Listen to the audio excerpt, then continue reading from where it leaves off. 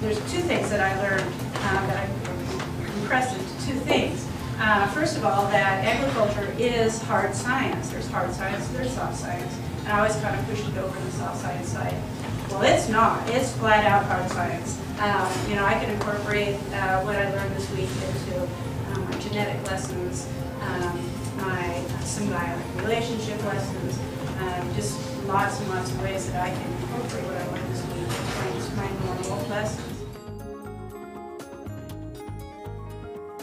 Well, I teach art in Dallas, Oregon, and I have little to no agriculture background at all. So everything about this week was completely new, fascinating, amazing, and really opened my eyes to how much of the materials that I use are obviously directly related to agriculture production. So we make paper directly from pulp from the mill, and we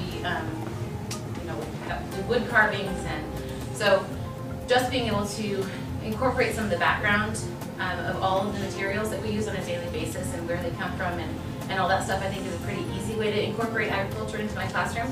I definitely plan on incorporating that in some way. I want to be able to have a conversation about that, and so I look forward to figuring it out, and hopefully by the 8th of August.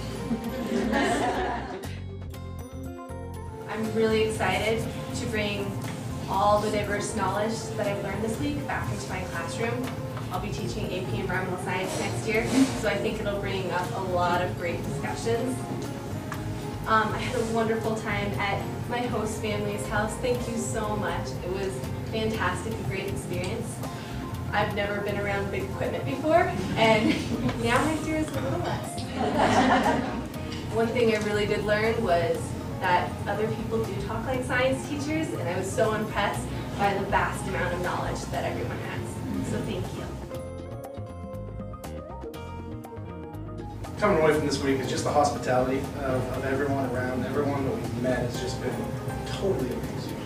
They talked about getting a face to this agriculture, and it was more than I expected. And so I think going to my classroom, bringing that face into the classroom and seeing the, down in Final County, if I can get people like you to come into the classroom, and if we can get funds to go out into the fields, which will probably be a lot more valuable, to do that, and whether it's two sides of an issue or just, we see it from the highway, but what is really underneath those trees and what's on the other side of that fence other than just a farm.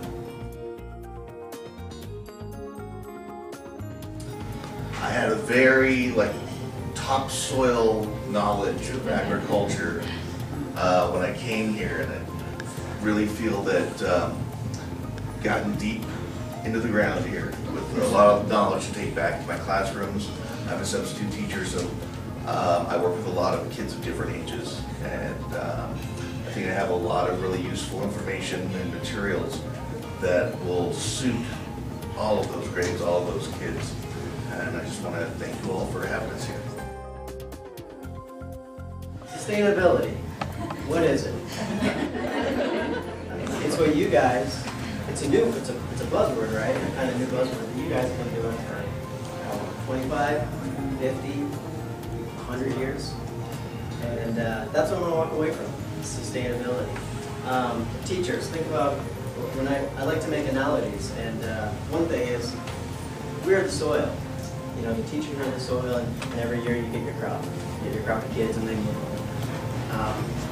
I can't thank you enough for taking care of your soil. The teachers, your own farms, you really did motivate us and inspire us. And we're going to take that back, and that's going to feed a lot of children. So I really appreciate what you do. Thank you. This week has been tremendous. I couldn't have thought that it would be this rich in my wildest dreams, so I'm really thankful. The thing, I work hard, but I was totally impressed by the tremendous work ethic, and more than that, I teach second grade in Cottage Grove, and there's a lot of kids that have little or no families, and so to see the generations of family and the strong community, every farm we went to, there was such a strong sense of family, and it's inspiring because you know it can exist, and sometimes that gets hard to do to teach.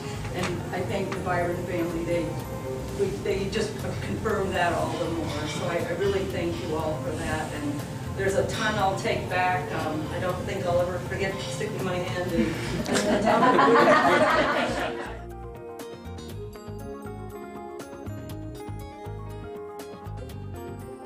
I learned that, you know, all of us are connected in some way. And farmers, ranchers, loggers, mills, processors, packaging, shipping, marketing, consumers, research, management, environment, environmental awareness, natural resources, wildlife, and education, it's all there.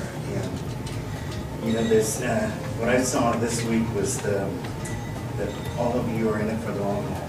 And it's impressive that 6 and 7 generations can be tending to that land with a passion and commitment to sustainability.